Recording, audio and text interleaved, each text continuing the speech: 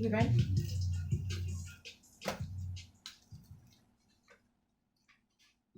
Hello. What's up, y'all? It's the Vash Virgin. Hold on. Mic check. There we go. It's the Vash Version podcast, and I have a guest in the building. We got Tony. Now, pronounce your last name for me, Tony.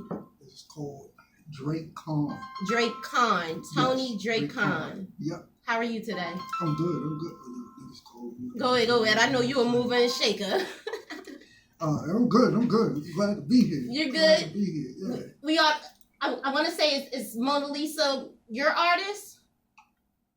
I don't know yet. Okay.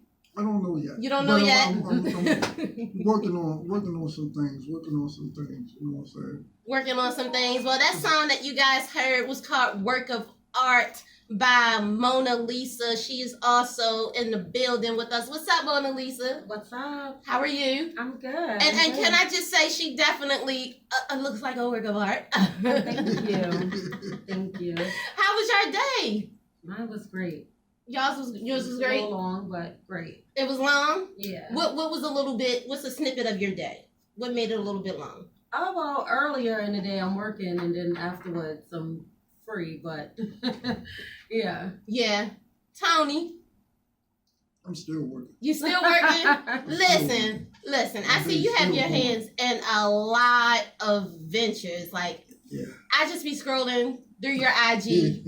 I see music. I see clothing. I see fundraising. I see food.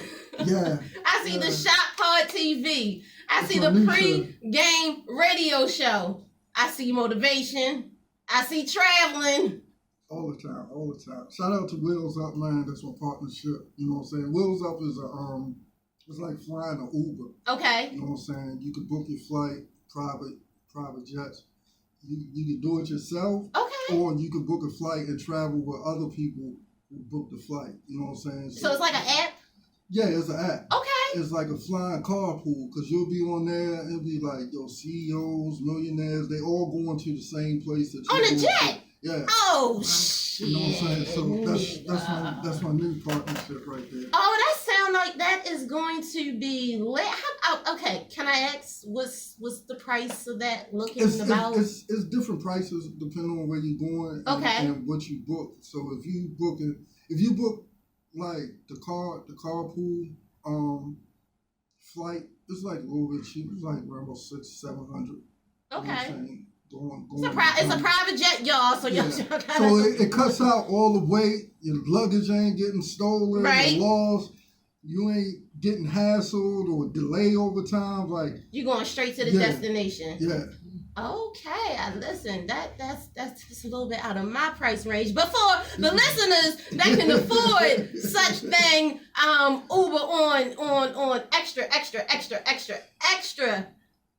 echelon. Yeah, it really separate the ballers. I be seeing who gonna really talk and who can't talk. Listen, we be seeing it when it comes to actually doing things. Who stays consistent and who gets a little bit stagnant out here. I'm just gonna keep moving. The Shop Pod TV is my new baby. Okay. Most people already know me from the pregame show. Raven Paris came to me. It was like some years back. I think it was like 2015. Yeah, 2015. She asked me, it's like, yo, you ever thought about doing a radio show? I was like, nah. She's like, why? It's like, ain't nobody gonna listen to me. You seem like you got legit the personality for radio. I ain't really think nobody was gonna listen to me. Oh, get the fuck out of here. I did. That's what I told her. I said, yo, I don't think nobody gonna listen to me. She's like, yo, you should come. You got great content. I said, nah. But really at the time, I ain't had no time on my hand to do it. So then the next year, she came to me and was like, yo, did you think about the radio show? I was like, nah, I really didn't. Okay. But I said, yo, let me, what is it about? She told me it was about, I went over to BBC Radio, senior guy Jay over there, we talked, and then he's like, yo, you got staff? I said, nah, but I'll get one in 30 days. Oh, wow. You know what I'm saying? Just let me know when I could go on the air. He gave me a date. 30 days? I had a team in 30 days. Then in 90 days, we was the second most listened to show after Raven over there. So I said, all right, I'm beginning to like this. because I've worked in the music industry since '97, so I've been with artists that did. That's exactly what I was about to say. To get a show together and staffed in 30 days, you must have some connection somewhere to know that this person would be good for this, that person is good for that, and it just smashed together. Exactly. So, and then I was able to do something nobody in the city did. I syndicated my own show, so I put a pre-game in LA, I put one in ATL, and then I put one in New York. I had to put one back home because they was upset why I ain't start one up there. I was like, I'm down here, you know what I'm saying? So it got four pre-games going on at the same time. 4 pre-games. Listen, syndication. That's what the Vash Version podcast is aiming for. So, hey. And I ain't had to wait for a white person to put me on syndication. You gotta do what you. Listen, I'm going to tap into you for some information, definitely. Speaking of New York, I see from your page, your IG page, and I did some LinkedIn figurings. You attended FIT. You're from New York. Yes. How did you get in Baltimore? How did you get in Baltimore? Well, my mom is from here and her side is from here. Okay. And I used to come down here and visit my mom. I didn't grow up with my mother. My mom was more of she was outside. Okay. Like she was outside. So the Lord being a mother thing wasn't her thing. So my aunt took me in. Okay. During that time, my pops was going through mafia trials and everything because my father's Sicilian. Okay. So him and my grandfather, they was going through that. My aunt stepped in, you know what I'm saying, and brought me up. So I used to come down here during the summer. Supposed to be visiting my mom, but she dumped me off to my grandmother. But it was all good. I met my daughter mother here. She was from Jersey. Okay. And she went to Morgan, and I met her here when I got the job at Def Jam through Kevin Lyles. Shout out to Kevin Lyles. Yeah, so I met her at Morgan, and we had a kid, and I just got kind of stagnated here. Baltimore. So do you plan on, I see you all over the place, in the country, outside of the country. So is Baltimore it for you? Or you plan on branching off somewhere else? I plan on going back to Atlanta. When I went to Atlanta, I loved it. Okay. I loved Atlanta. I was down there, did my thing. I was welcomed with open arms. You know what I'm saying? I have some questions about Atlanta. It was good, but then I had to come back here for a federal trial. Okay. And I got stuck. Let's get into it. Yeah, I had a federal investigation going on here. I was doing gun running. I was the youngest gun runner on the East Coast. And I got an action. I'm sorry, I don't mean to cut you off. Was this before or after FIT? This was after. Yeah, this was after. Okay, so I know what you're getting ready to. All right, go ahead. So I came up here and I fought a 15 down to a 5. Oh, wow. You know what I'm saying? I did my 5 years, and that when I came out, I had a PO and I went into our office, and I just told the story last night. Oh, matter of fact, I told it to Larry Durr, the producer of Guns and Grams. He's here from Baltimore. He just made a movie. Okay. So I was telling him because he did time too. My PO, I came in and she had my file. It was like thick like a yellow page. Oh my gosh. And she's like, Mr. DRAKHAN, she said, I don't understand. I said, we don't understand. She said, yo, you graduated from FIT, you got high school, you're not stupid. She said, what it is? I said, yo, I like outside. I like the money. You know what I'm saying? The money helped me, and I can help other people. I say, yo, I just like the money. That's like Robin Hood in a sense. Yeah. Okay. I'm not stealing. I'm just hustling. Right, you know hustling. So, and that's what I told her, and I was honest. I said, yo, listen, I said, you gotta understand. Her name was Miss Gilman. Very cool lady. And I told her the truth. I said, yo, listen, I grew up in the 80s with Rich Porter, AZ. I'm seeing kids, they 19, they pulling up in Porsches and Saabs. And I want that money too. Mm-hmm. So I went out here and got this money. I got it legal. That's why people think I'm ignorant when they say they can't get no money. I really can't understand that because I've been getting money illegal and legal all my life. It's money out here. It's just you got to put yourself out there to get this money. So I really don't understand. So I gave her my game plan. Yeah. I said, the only thing I need from you, I just need permission to travel. Okay. That's it. And she gave me permission to travel. Oh. She gave me permission to travel. Yo, I did everything she asked. And then she went to the judge and she asked the judge, could I come off my parole 4 months earlier than what I was supposed to? And the judge looked at me and he was like, you know what? I really thought I was going to throw you under the bus. Then he looked at your background and shit. He said, I knew you was going to come back and fail. He said, I was looking to throw you under. He said, but Ms. Gilman been coming in this courtroom. I've known her for 22 years. And she never failed on her decision. So I'm going to write this on her decision. And he let me off for parole. Oh. After that, it was a wrap. I was done. I was gone. That's so interesting. I have a quick story about my little run-in. Was one of my little run-ins with the law. But when you said she gave you permission to travel, I remember one time when I was on probation and I wanted to actually go to New York to purchase a car for my sister. And I'm thinking, I'm on probation. Let me make sure I get permission to go out of state. So I asked my probation officer, can I go up to York, Pennsylvania? I'll never go to York, Pennsylvania again a day in my goddamn life. So I asked, could I have permission to go to York, Pennsylvania? She's like, yeah, blah, blah, blah, blah. I said, I need documentation. She's like, no, you're just going up 83. You're going to be fine. I wasn't fine. Something happened up. I actually got in trouble up in York, Pennsylvania, and when that came back, it came back as a violation. And I ended up with a new probation officer. And the probation officer, the new one, I guess, was going back in the paperwork and saw that I was in York, Pennsylvania. Then he looking for the permission slip, basically, and it wasn't there. So now I'm in court. And so when I'm in court, the judge literally is like, they're looking through my record, my everything, and she sees I'm an upstanding individual. I got multiple businesses, X, Y, and Z, going on X, Y, and Z. But she's like, Miss Hamlin, you're not getting it. You are not getting it. You wasn't supposed to be doing this. You wasn't supposed to be doing that.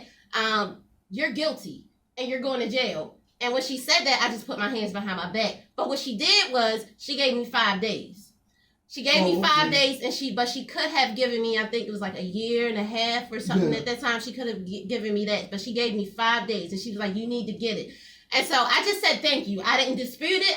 My lawyer is going to say, well, can she do it on the week? I said, no, let me knock these 5 days out. You ain't even got to fight no more. It's okay. You didn't do the whole 5 days. No, right? I did the whole 5 days. Listen, when I got in there. They supposed to only gave you 2 days on 5. And that's what I was thinking too. Listen, this was my very first time in jail. And when I get in there, I'm cool or whatever. And for whatever reason, everybody was gravitating towards me and wanting me to read the Bible and stuff like that. I couldn't understand it. But they was like, oh, you're going to be getting out of here in like 2 days. They're not going to let you do the whole 5 days. I'm like, all right, bet. So I'm just waiting on my name to get called. Waiting. My name never got called. And then somebody told me they don't do that no more. If it's less than like a certain amount of time, you gotta do all your time. Now, I ain't gonna say my other artist. I was sick. My brother, but if you ask him, he been on a couple of 1500 shows. Ty Brown. Okay. Ty is fabulous cousin. Okay. Man, we work together. I help him with his music, but he'll tell you, Tony, I'm not his manager. I just help him with his music. You just help him with his music. I just help him with his music, but he had a parole in Pennsylvania. Okay. And the stuff that Meek went through, is the same stuff he was doing. Shit was ridiculous. They didn't want to transfer his to New York so he could be good, and he had everything set in New York. They didn't want to transfer. They didn't want him to leave Pennsylvania and everything. So he just went on the run for a year. Yeah. We made this song. Nokio helped me out. Nokio's in a group. Drew Hill. Okay. God, I gave Noke this idea for the song. Tony is plugged in. You know what I'm saying? Noke went into a hotel room. In 2 days, he came back with the track. Okay. It was a skeleton. It didn't have all the beats and snares, but the main focus of it was done in 2 days. Right. Shout out to Baltimore City. I sent it to Ty. Ty laced it.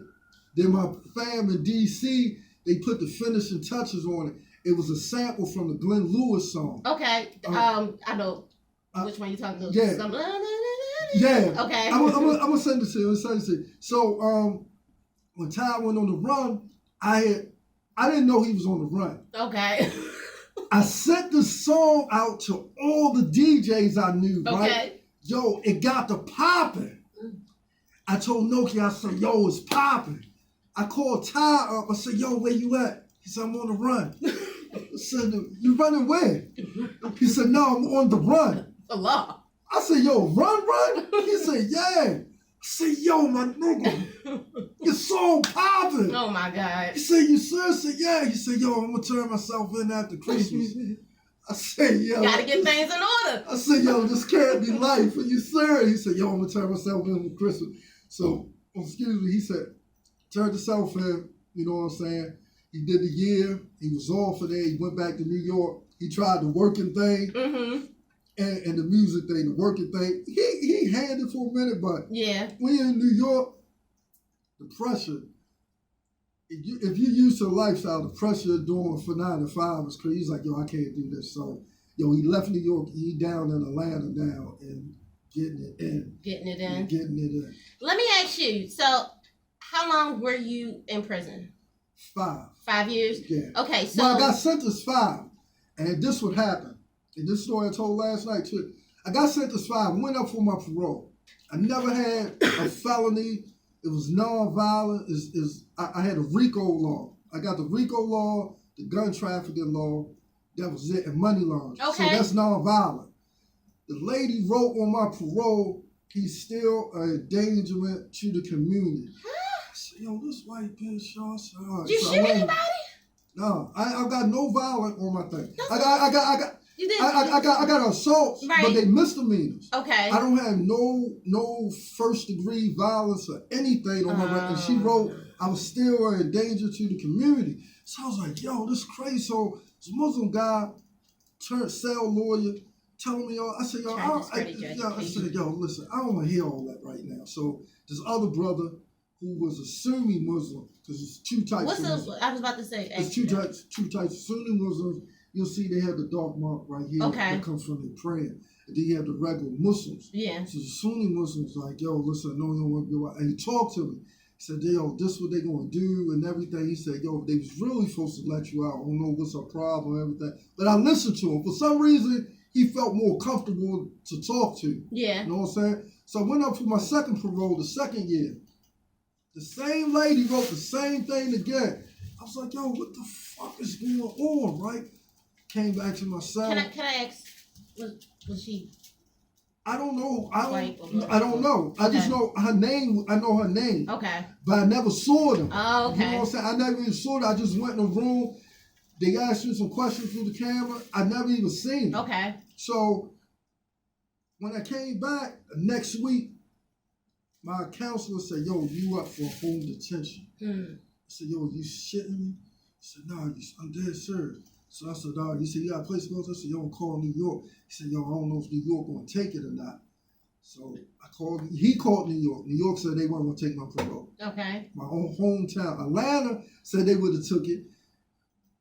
My counselor called my cousin. This nigga already locked up. So let me ask you this real quick. It's like so many questions when you talk. So when you're doing Fed time, any state can do your parole? Yeah, wow. you can get a transfer, but that state got to accept it. Okay. And they could deny it. Okay. So Atlanta was going to accept it, but yo, where I was going to, my cousin's house, he got arrested. Okay. So now I'm in Baltimore. He said, you got anybody in Baltimore? I knew my mom wasn't going to do it. So I called my cousin. He said, yo, I'm going to Steelside. I said, nigga, you in the jail? He said, yeah. He said, yo, I'm going to call wifey. She going to let you stay there. Okay. He gave me all the information. Yo, she signed off and let me stay there. Yeah. So I did a year and a half. I did a year on the house arrest. So I got off on New Year's Eve. I remember calling the counselor and said, yo, y'all office not even open on New Year's. You sure I'm getting off, man? Right. He said, yo, I got you. You gonna get off. I said, yo, because y'all be on some bullshit. Right. Right here in Gilmore. Okay. Gilmore. I know, that's where I had to go. Yeah. I said, y'all be on some bullshit. You sure? I said, because I got plans for New Year's. Right, man. okay. He said, yo, you got it. He said, just listen for the call. I'm sitting. So I'm up 6 a.m. I know ain't nobody in the office. I'm just waiting. 10 o'clock come. No call. 12 o'clock, no call. Now I'm getting frustrated. Yeah. I go open up the door, right? I hear the beat go off. I said, well, the shit's still on. Right. I go sit down.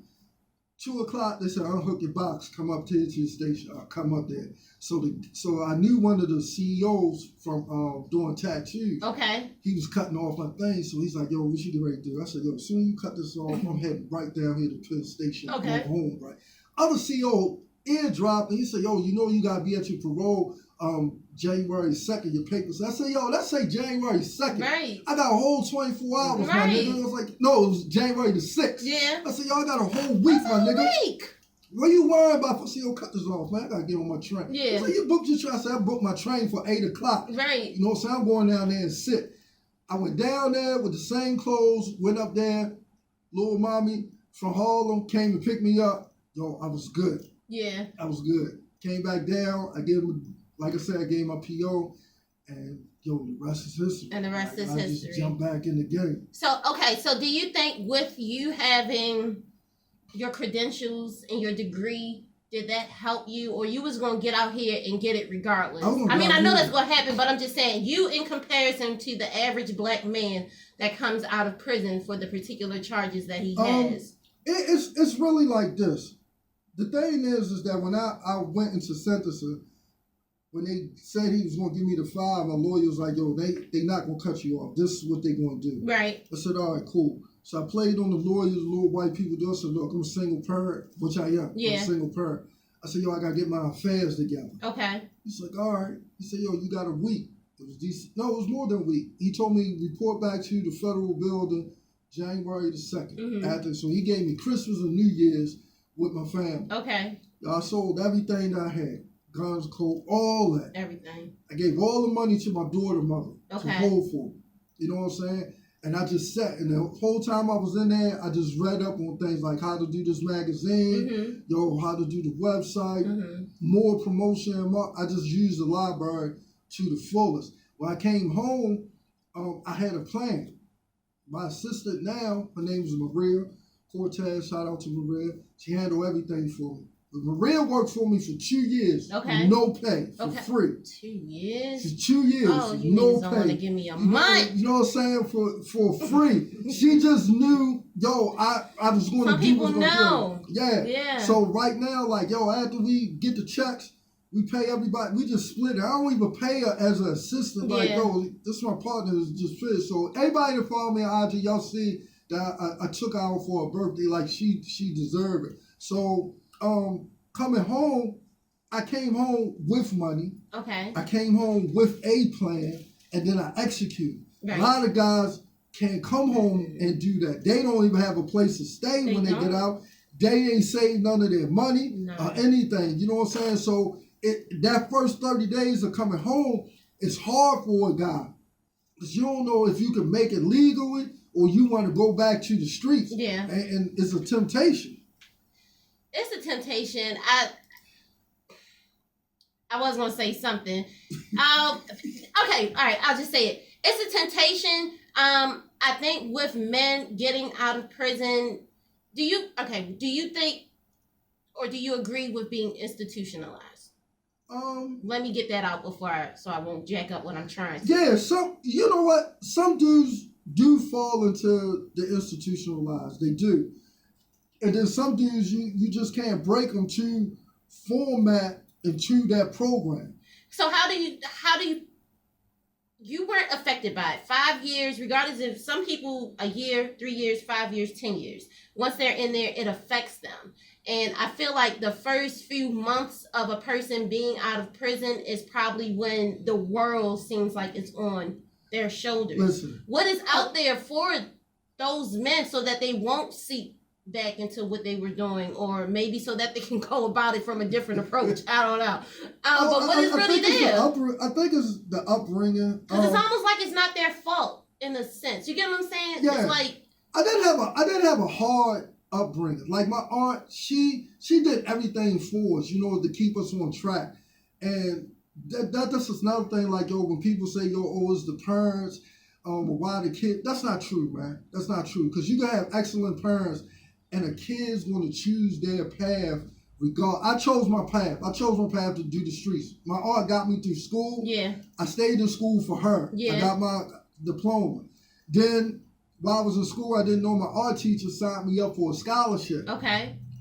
I come home one day, there's a white guy in the living room. I'm thinking he DEA. I'm like, yo, fuck that dude. I forgot. Oh, Like, wow. yo. So I turned back around. My aunt said, come here. Where you going? Yeah. This man want to talk to you. So he's telling me about FIT. Okay. I said, look, dude, I just did 4 years in a day for my aunt. I'm not trying to do no more schooling, right? Yeah. I said, look, yo, you could go in there for a week for free. Okay. We offer for free board, room and board. You can walk around the camp. You enjoy yourself. If you like it, we'll sign you up. If you don't, he said, no hard feelings. My aunt talked my head off. Yo, do it. So I went there. I loved it. Okay. I loved it. I was roomed in with this Japanese dude. His name was Kato. And he didn't know too much about blacks. I didn't know too much about Japanese, but we talked. Okay. And it was a culture talks at night. But yo, he was mean with the designs and the pen. Okay. And he helped me to draw, because I know I draw. Yeah. So he helped me more to draw like in details and everything. He went off to intern at Baby Fat. Okay. Oh wow, Baby Fat. Now, how did you get into art and fashion? How did you combine the two? I always was drawn when I was little. I told my grandmother, I remember I told her I was going to be bigger than Walt Disney. Oh wow. And you know how grandpeople. Yeah. I said, yeah, you can do it, baby. You can do it. Uh-huh. I was going to be She's like, nah. So I switched from Walt Disney to Marvel Comics. I started drawing superheroes. I said, I want to be like Stan Lee. And then from somewhere, the fashion came. I don't know where it came from to start doing clothes, but I think it came from when I first saw Dapper Dan in Harlem. And he was doing everybody outfit. Yeah. I said, yo, I want to do clothes. And that's where it went to. But I still knew how to do everything, like the portraits, logo, all that. I still not do that. But the clothes thing, I really think when I was in Harlem and I saw Dapper Dan, that's where it came from. What Dapper Dan? Do you think that was something okay? I know others do it as well, but for him to take a brand, regardless of the notoriety of the brand, and sort of make it his own, is that okay? Well, I mean, it was a hustle. Okay. It was a hustle. It was a hustle that he had. It was a talent that he had. Yeah. And what it did, it introduced the fashion world to black culture wear. Okay. You see what I'm saying? Because Gucci was making stuff for white people. Yeah. But he took it and made stuff that the hood liked. You know what I'm saying? That's exactly what I read. And the fashion house wasn't making hood stuff. Yeah. So what he made is what we like. Yeah. Because we saw Gucci, we saw Louis, but we saw the white people and was playing. It was like, oh, they corny. You know what I'm saying? They stiff. But when he made it, it had a street swag to it. I definitely saw or read. I don't know if it was a documentary that I watched or something that I read when it said that we like Gucci and Louis Vuitton or whichever one it is that he does, but they were like, we wanted it in a bomber jacket, and he wasn't making it in it. So he took it. We wanted it in crazy stuff, and Gucci wasn't making it. So he made it. He caught a wave and an opportunity to profit it off of. Okay, and, they ain't like that because they not getting their money, so they shut them down. But hold on, they kind of are back together, or not back together, but they have a collaboration now, right? They hired him as a creative director. Okay. So, and then he caught flack. The black people gave him flack about Gucci making the ski mask with the black face and the I remember that. They felt he didn't speak up enough about it because you're over there, you know what I'm saying? I'm just like this. I'm like, look, they keep disrespecting y'all. Y'all keep giving them the money. Yeah. You know what I'm saying? So don't get on this man about it if you're going to keep wearing it. Because Dolce & Gabbana made a racist clothing against Asia. Mm-hmm. Asia closed down. Every Dolce & Gabbana store in China, they closed it down and got it up out of there, with the quickness. I think I hate saying, but I don't know. I think black people always want to we associate some black people. Let me say that associate certain labels and things with class and with this, and I have to have that so that people can know I'm here and not there. And I think that's the prime reason why. It is, but it goes back further because like in the 40s and stuff, like when they had the Cotton Club and everything, like black people always dressed to impress. Nice. You know what I'm saying? We always. But with the fashion house, people feel that their esteem is more higher when they wear. And if you notice, blacks will only buy fashion designer if the name is broadcast. It has to White be on people, the shirt. Yeah, white people will buy a Versace shirt. You won't even know it's Versace. Black people gotta buy with the logo on it and it's seen. Yeah. You know what I'm saying? So we've been programmed to have ourselves with low self-esteem. So when we get money, we buy all these things. We go, first thing we cop is a Benz. Then we go start getting the bags. Then we go start getting the designer wear and all that. And you think you're doing something, you're not. Only thing at the end of the day that is you making these fashion houses who don't like you richer, making them richer. But you don't want to go and support no black designers. And if the black designers ask you for the same price as the white designer, you got a problem with it. That's crazy.